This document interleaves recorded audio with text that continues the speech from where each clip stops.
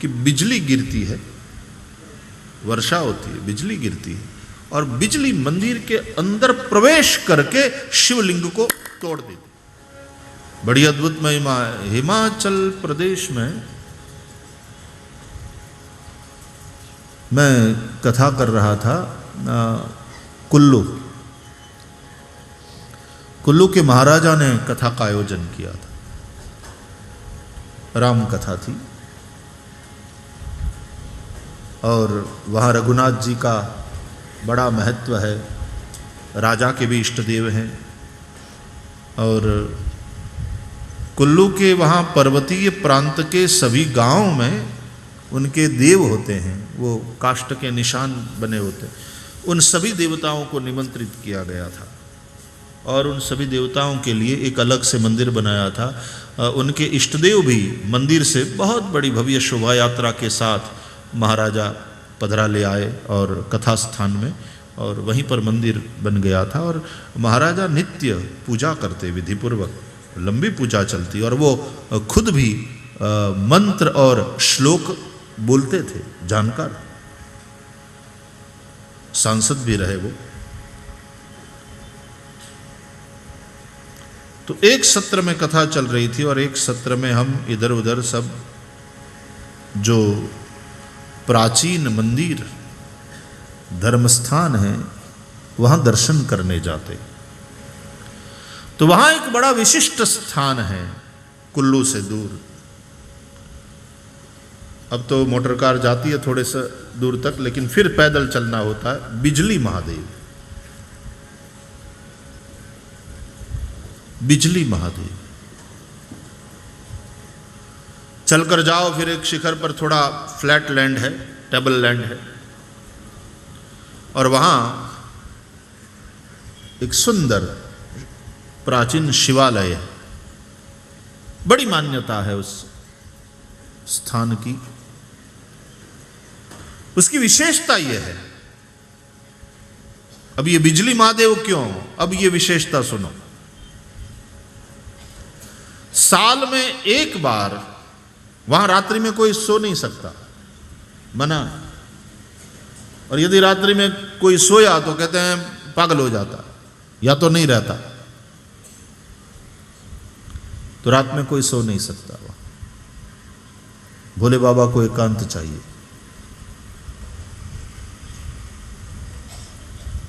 એ કૈલાસ સુધી એટલે આગે જઈને બેઠા તો આપણે હક નથી લેવા દેતા। अच्छी बात है, कैलाश की परिक्रमा कर लो, ऊपर चढ़ना नहीं चाहिए, हमारी ये मान्यता है। तो क्या तो भगवान ने हक लेवा देवो જોઈએ। ठीक,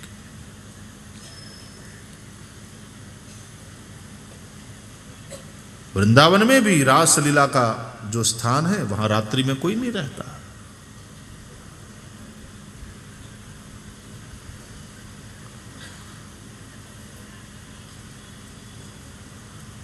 तो रात में कोई सोता नहीं है वहां। और वर्ष में एक दिन ऐसी घटना घटती है वहां बिजली महादेव में कि बिजली गिरती है, वर्षा होती है, बिजली गिरती है और बिजली मंदिर के अंदर प्रवेश करके शिवलिंग को तोड़ देती।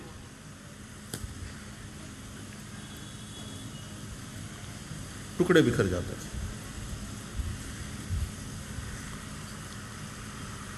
बड़ी विचित्र घटना। सुबह जब पुजारी और भक्त लोग जाते हैं पूजा के लिए और देखते हैं कि ओ लगता है आज रात को घटना घटी,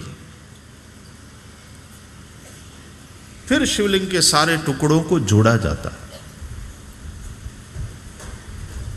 और माखन लगाया जाता है। माखन लगाकर एक एक टुकड़ों को और जोड़ा जाता है, चिपकाया जाता है। एक भी टुकड़ा रह जाए शिवलिंग पूर्ण नहीं होता। और कहते हैं कि एक टुकड़ा भी कहीं इधर उधर रह गया बाकी तो कहते हैं टुकड़े से ऊं की रोने की आवाज आती।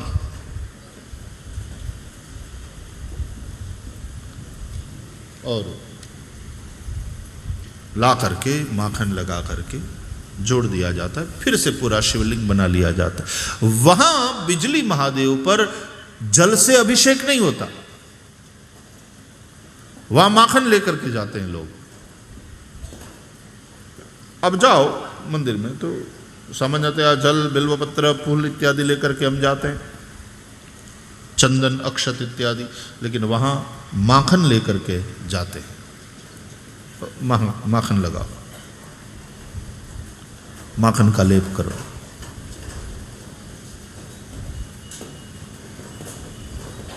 तो बड़ी विचित्र घटना। ऐसे विशिष्ट विशिष्ट स्थान भारत में आपको मिलेंगे।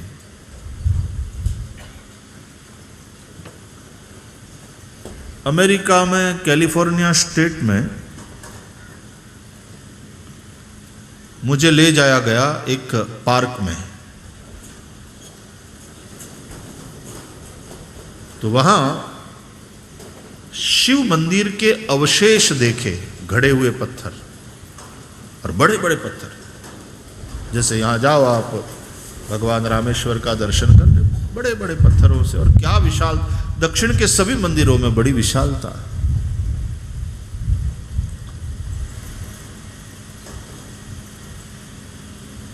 तो शिल्प काम हुए, घड़े हुए पत्थर,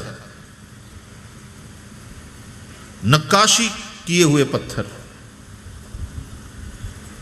किसी मंदिर का अंश या मंदिर निर्माण के लिए बने हुए पत्थर वहां पार्क में पड़े हुए। और एक जगह शिवलिंग था।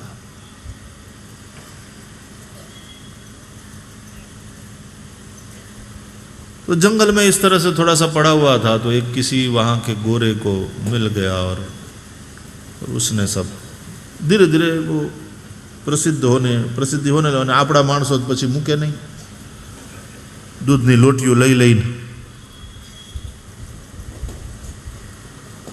પછી ત્યાં બહુ કીચડ થવા માંડ્યો અને બધું ગંધાવા માંડ્યું। એટલે વળી પાછા જે ઓથોરિટીવાળા હતા એ બધા આવ્યા અને એણે વળી પાછું બધું બંધ કરાવ્યું કે ભાઈ this place is not for temple and not for prayer, this is park. આવું બધું થયું। પછી ત્યાંથી મેં સાંભળ્યું છે કે એને હટાવવામાં આવ્યું। लेकिन मैंने पूछा तो ऐसा समाचार मिला कि बहुत वर्ष पूर्व भारत से किसी एक मंदिर के सारे अंश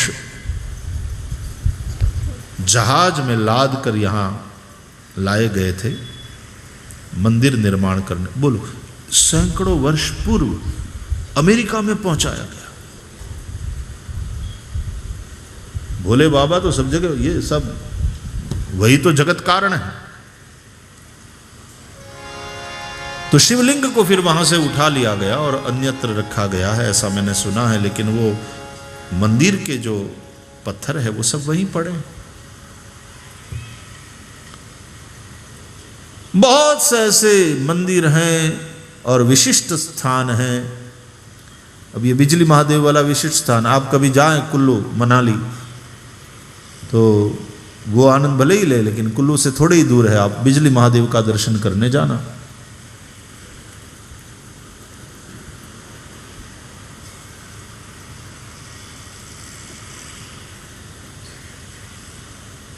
महादेव के मंदिरों में महादेव के नाम में इतना वैविध्य मिलता है कि जैसे ही महादेव जी की प्रतिष्ठा करी जाती है तो पुरोहित सब पूछते हैं कि भाई क्या नाम रखना है। उसी वक्त नामाभिधान किया जाता है। सांदीपनी में विराज रहे हैं भगवान चंद्रमौलीश्वर। पहले हमारे बच्चे जहां पढ़ते थे वो बाबड़ेश्वर महादेव है।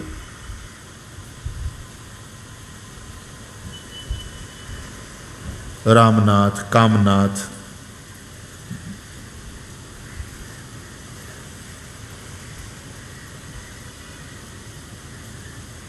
सब अलग अलग अलग नाम। सोमनाथ, दृष्णेश्वर, रामेश्वर, केदारेश्वर, त्र्यंबक, महादेव ही हैं। सब जगह अलग अलग स्वरूप, अलग अलग नाम, और इतना वैविध्य है महादेव के नामों में। एक जगह हम दर्शन करने कहीं जा रहे थे कार से और कहीं बैठ करके भोजन करना, भोजन साथ लिया हुआ था, तो सोचा कोई बढ़िया रमणीक स्थान मिले तो उसके पेड़ की छाया में बैठ करके प्रसाद पा लें। तो एक सुंदर रमणीक स्थान देखा और वहाँ महादेव जी का एक मंदिर था, तो बोले ये स्थान ठीक है। गाड़ियाँ रोकी, वहाँ गए, पहले मंदिर में तो देखा महादेव जी का मंदिर, तो जाली बंद હતી, જાળીમાંથી આમ ડોકું કાઢીને અંદર જરા અંધારું હતું, દર્શન કરવાની કોશિશ કરી મહાદેવજીના, અને મેં આમ અંદર દર્શન કરતા પ્રયાસ કરતા દર્શનનો આમ જસ્ટ પૂછ્યું, મેં કીધું આ ક્યાં મહાદેવ છે, આનું નામ શું? તો મારી હારે આવ્યા હતા ને એમાંથી એક જણો પાછળ ઊભો ઊભો આમ હાથ જોડીને કે મને કે લોકેશ્વર લાગે છે। મેં કીધું લોકેશ્વર તને કેમ ખબર, તું તો મારી હારે આવ્યો? મને કે અહીં લોક માર્યું છે, તાળું છે ભાઈ શ્રી, એટલે લોકેશ્વર। મેં કીધું એ વાત સાચી।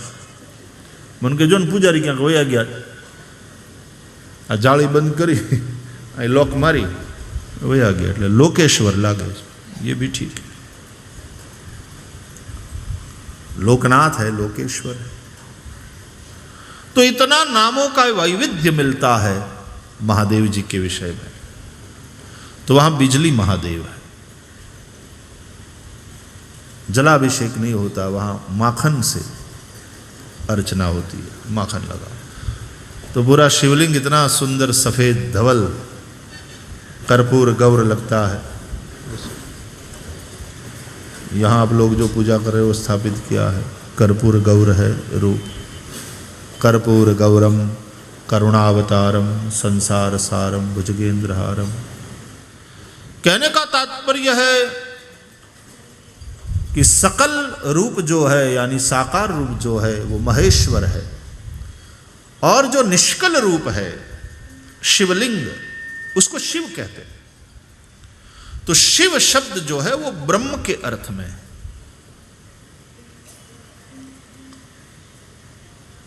और शिवलिंग की पूजा उसका विशेष महत्व बताया गया है, और उसमें ओम प्रणव का महत्व है। निराकार की जब पूजा करो, निष्कल स्वरूप की पूजा करो तो प्रणव से, महेश्वर रूप की पूजा करो तो पंचाक्षर से, और प्रणव और पंचाक्षर दोनों को मिला करके ये मंत्र बनता है ओम नमः शिवाय। ये ओम महादेव के पंचमुख है, पंचमुखी महादेव। एक मुखी हरि लेकिन चतुर्भुज है, चतुर्भुज ब्रह्मा, चतुर्मुखी ब्रह्मा, ब्रह्मा चतुर्मुख है। महादेव पंचमुखी, एक मुख है पूर्व में, एक दक्षिण में, एक पश्चिम में, एक उत्तर में और एक मध्य में है। पंचमुखी महादेव।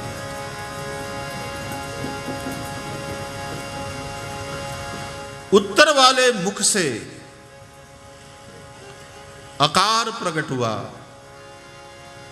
पश्चिम वाले मुख से उकार प्रकट हुआ, दक्षिण वाले मुख से मकार प्रकट हुआ अ उ म, और पूर्व वाले मुख से बिंदु